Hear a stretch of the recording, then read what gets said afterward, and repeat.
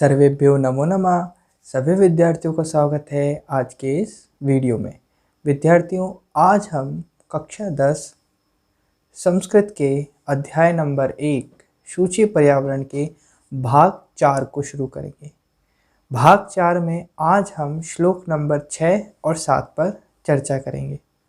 यदि आपको हमारा ये वीडियो पसंद आए तो वीडियो को लाइक करें, चैनल को सब्सक्राइब करें, एक कमेंट ज़रूर करें ताकि हमारे को पता चल सके कि आपको हमारी वीडियो कैसी लगती हैं और कोई सुधार की आवश्यकता हो तो वो भी आप दे सकते हैं। तो शुरू करते हैं श्लोक नंबर 6 से। अयि चल बंधो खग कुल कलरव गूंजित वन देशम पुर कलरव संभ्रमित जनेभ्यो धृत सुख संदेशम चाकचिक्य जालम नो कुर्याय जीवित रसहरणम शुचि पर्यावरणम। इसको अगर रिदम में गाएं तो ऐसे कहेंगे, अयि चल बंधो खग कुल कलरव गूंजित वन देशम पुर कलरव संभ्रमित जनेभ्यो धृत सुख संदेशम चाकचिक्य जालम नो कुर्याय जीवित रसहरणम शुचि पर्यावरणम। एक एक शब्द को आपको ढंग से उच्चारण करना है। अब एक एक शब्द का अर्थ जान लेते हैं। अयि, अयि मतलब होता है हे। अयि मतलब क्या होता है? हे। चल यानी चलो, बंधो यानी भाई, खग कुल कलरव गूंजित वन देशम। इसमें 3 शब्द हैं, एक खग कुल कलरव, गूंजित और वन देशम। वैसे खग कुल कलरव यहाँ पर भी 3 शब्द हैं, एक तो खग, एक कुल और एक कलरव। खग मतलब होता है पक्षी, कुल मतलब होता है पक्षियों का समूह और कलरव मतलब शोर। ठीक है, तो यहाँ पर लिख सकते हैं पक्षियों के सामूहिक ध्वनि से, पक्षियों की सामूहिक ध्वनि से। गूंजित यानी गूंजते हैं, वन देशम वन प्रदेश, पक्षियों के सामूहिक ध्वनि से वन देश क्या होते हैं? गूंजते हैं। पुर कलरव संभ्रमित जनेभ्यो धृत सुख संदेशम। यहाँ पर पुर कलरव ये जो शब्द है यहाँ पर 3 शब्दों से मिलकर बना है, पुर कलरव, संभ्रमित और जनेभ्यः। तो पुर कलरव का अर्थ है नगर की शोरगुल से। पुर कलरव, पुर मतलब होता है नगर, ठीक है, और कलरव मतलब होता है शोर।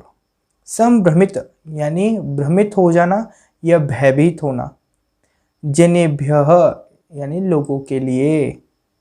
चाकचिक्य जालम, चाकचिक्य जालम, चाकचिक्य जालम का अर्थ होता है बनावटी आकर्षण पैदा करने वाला या फिर चकाचौंध करने वाला जगत।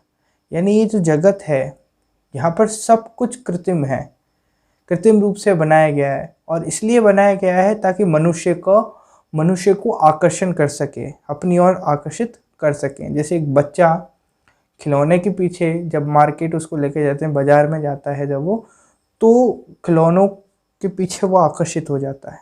वो खिलौने किसी काम के नहीं होते, सिर्फ कुछ क्षण के आनंद देने के लिए, है ना।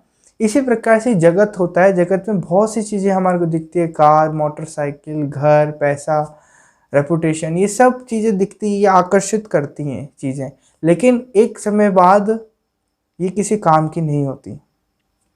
और इनसे जैसे कार है भाई, कार से कितना धुआं निकलता है, तो ये सारी चीज़ें प्रकृति को खराब करने वाली होती हैं। ठीक है, तो यहाँ लिख रखा है चाकचिक्य जालम मतलब बनावटी आकर्षण पैदा करने वाला।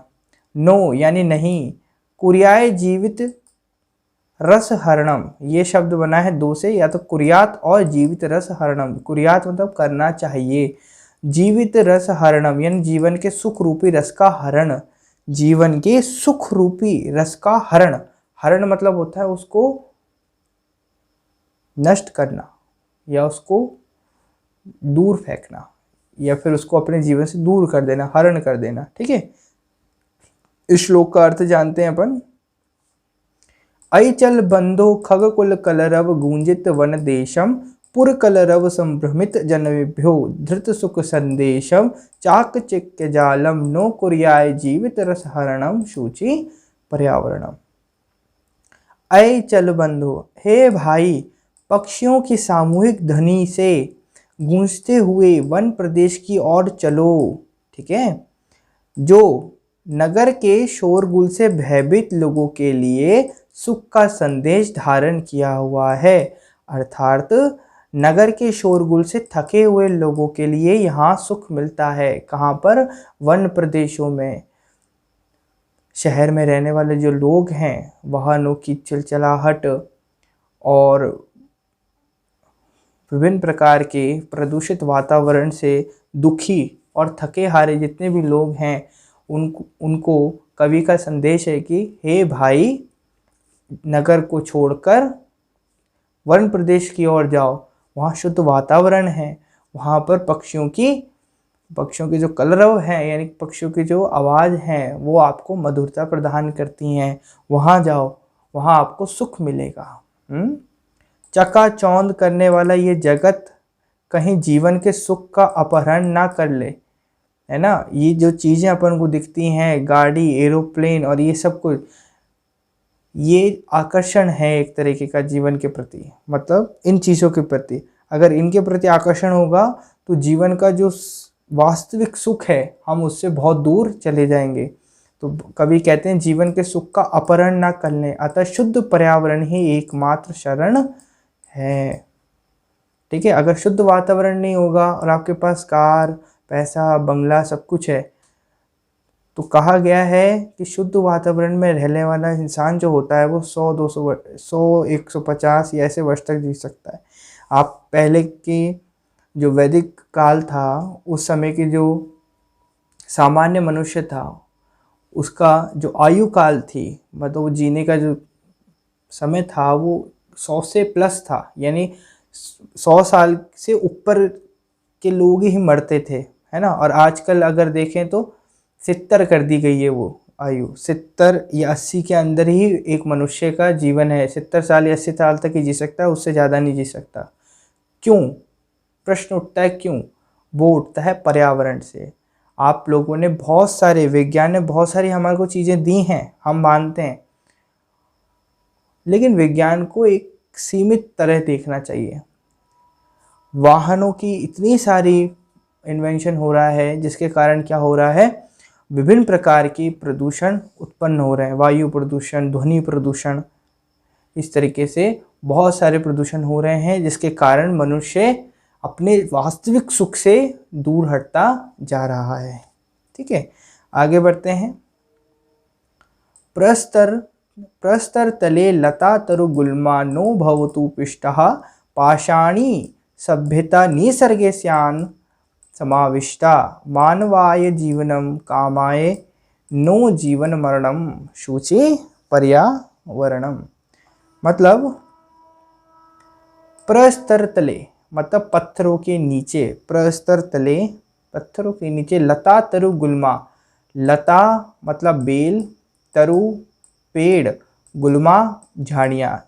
लता तरु गुल्मा 3 शब्दों से मिलकर बना है, लता, तरु और गुल्मा। लता मतलब बेल, ब्रांचेस, पेड़ों की टहनियाँ, तरु पेड़, गुल्मा झाड़ियाँ। नो यानी नहीं, भवंतु यानी होना, पिष्टः यानी दबी हुई, पिष्टा यानी दबी हुई, पाषाणी मतलब पत्थर, सभ्यता यानी सभ्यता। सभ्यता का मतलब होता है एक निश्चित समय में, एक निश्चित समय के अंदर लोगों की जीवन जीने का जो तरीका है उसको सभ्यता कहते हैं, है ना। जैसे अपन जीवन जी रहे हैं आज के समय में, इस सभ्यता का नाम है आधुनिक सभ्यता। क्या नाम है? आधुनिक सभ्यता। इसी तरीके से प्राचीन सभ्यता है भाई। प्राचीन सभ्यता के अंदर जिस समय वैदिक अर्थात वेदों की रचना हो रही थी, तो उस काल को वैदिक काल कहते हैं। तो उस समय जैसा मनुष्य जीवन जी रहा था उसको हम वैदिक सभ्यता के नाम से जानते हैं। एक होती सिंधु सभ्यता, अलग अलग सभ्यताएं होती हैं। तो इसका मतलब बस इतना ही है सभ्यता का कि जीवन जीने का तरीका, मनुष्य के जीवन जीने का तरीका, कि किस तरीके से मनुष्य अपना विशेष काल में किस तरीके का जीवन जीता है। निसर्गे यानी होता है प्रकृति में, स्यांत यानी नहीं होना चाहिए, न स्यात है। वैसे ये जो शब्द है अगर इसका मूल देखें तो वो क्या है? न स्यात्, न स्यात्, ठीक है। न स्यात् का मतलब होता है नहीं होना चाहिए। समाविष्टा यानी समावेश, और इसमें समाविष्टः, इसका जो मूल शब्द है वो क्या है, समाविष्टः, तो समावेश। मानवाय, मानवाय यानी मानव के लिए। जीवनम जीवन, कामये यानी कामना करता है। नो नहीं, जीवन मरणम जीते मरते, शुचि पर्यावरण शुद्ध पर्यावरण। इसका मतलब देखते हैं। प्रस्तर तले लता तरु गुल्मा नो भवन्तु पिष्टः पाषाणी सभ्यता निसर्गे स्यान समाविष्टा मानवाय जीवनम कामये नो जीवन मरणम शुचि पर्यावरणम।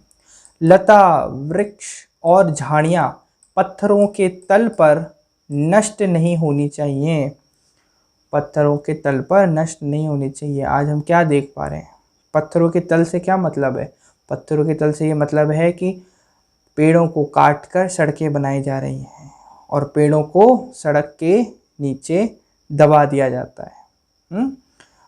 सड़क किससे मिलकर बनती है, पत्थरों से मिलकर बनती है। तो यहाँ पर कवि कहते हैं प्रस्तर तले लता तरु गुल्मा नो भवन्ति पिष्टः, लता, वृक्ष और झाड़ियाँ पत्थरों के तल पर नष्ट नहीं होनी चाहिए। पाषाणी सभ्यता निसर्गे स्यानत समाविष्टा, अर्थात पाषाणकालीन सभ्यता प्रकृति में समाविष्ट नहीं होनी चाहिए। पाषाणकालीन सभ्यता मतलब ऐसी सभ्यता जहाँ पर पत्थर ही पत्थर हों। जैसे अगर आप अमेरिका में जाकर देखें तो वहाँ मिट्टी नाम मात्र को है। आज जैसे अपन भारत की भूमि में आप अगर अपने घर के बाहर निकलते हो, अगर कोई गांव का बच्चा है तो वो इस बात को अनुभव कर सकता है कि वो अगर अपने घर के बाहर निकले तो वहाँ मिट्टी दिखती है, अगर उसको उठाएंगे अपन तो वो मिट्टी है, ठीक है। लेकिन अगर आप अमेरिका में देखेंगे तो अमेरिका का जो वातावरण है वो इस प्रकार के, घर के बाहर सड़कें हैं। सड़कों से क्या होता है, सड़कों का उन्होंने वो सड़कें कैसे बनाई, वहाँ पर भी अपने जैसे वातावरण था, लेकिन उन्होंने सभी के सभी वृक्ष काट दिए, मिट्टियों को हटा दिया वहाँ से, उसकी जगह सड़क आ गई। इससे क्या होता है, भूकंप की स्थिति बढ़ जाती है। आप देखेंगे अमेरिका का अगर उठा के देखेंगे पूरे एक साल का बायोडेटा, तो उसमें आप देखेंगे कि 10-15 ये 20-25 बार भूकंप आता है। यानी आप देख सकते हैं डेली रूटीन पर भूकंप आता है, चाहे कम उस पर आए। कभी कभी इतना तेज भूकंप आता है कि भाई पूरी की पूरी सड़क में छेद से हो जाते हैं। क्यों हो पाता है ऐसा? ऐसा इसलिए होता है क्योंकि वहाँ के पेड़ कट रहे हैं, पेड़ कट रहे हैं नहीं, कट चुके हैं। ऐसी स्थिति आती है। हरिकेन आपने सुना होगा, वहाँ पर जो बाहरी प्रदेश है वहाँ हरिकेन जैसी समस्याएं आती हैं। हरिकेन एक जो भूकंप होता है उसका एक प्रकार है, ठीक है। टॉर्नेडो आता है इस तरीके से। सड़क बन जाती है, इससे क्या होता है, भूगर्भीय जो जल होता है, यानी जो भूमि के अंदर जो जल होता है उसकी भी कमी आ जाती है। भूमि धीरे धीरे सूखती रहती है, और भूमि धीरे धीरे सूखती रहती है इसका मतलब होता है अगर कहीं भी मिट्टी पाई जाती है तो उस मिट्टी के अंदर खेती बहुत कम हो सकती है। इसलिए आज अमेरिका और बाहरी देशों को भारत से अनाज का इंपोर्ट करा जाता, मतलब वहाँ से लेते हैं वो लोग। क्यों? क्योंकि उनके पास खुद के पास निर्माण करने की जगह नहीं है। उन्होंने सब जगह तो क्या बना लिया, सड़कें बना ली इस तरीके से। तो यहाँ पर जो हरिदत्त शर्मा है वो क्या कहते हैं, पाषाणी सभ्यता निसर्गे स्यानत समाविष्टा। पाषाणी सभ्यता का प्रकृति में, निसर्ग यानी प्रकृति में, स्यानत यानी स्यात न मतलब होना नहीं चाहिए, क्या, समाविष्टा, समाविष्ट नहीं होना चाहिए। तो इसका अन्वय ऐसे कर सकते हैं, पाषाणी सभ्यता निसर्गे समाविष्टा स्या न स्यात, ठीक है। तो अन्वय बनाना तब आप अपने आप सीख जाओगे जब आपको एक एक शब्द का अर्थ मालूम होगा। आप खेलो शब्दों से, किस तरीके से मैं बनाना, किस तरीके से बनाते हैं अर्थ। मानवाय जीवनम कामये नो जीवन मरणम शुचि पर्यावरणम। मानवाय यानी मैं मानव के जीवन की कामना करता हूँ।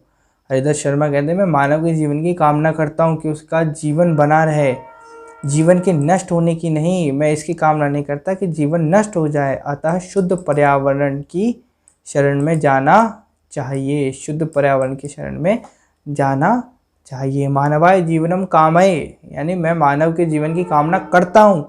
नो जीवन मरणम, मैं उनके जीवन के नष्ट होने की कामना नहीं करता।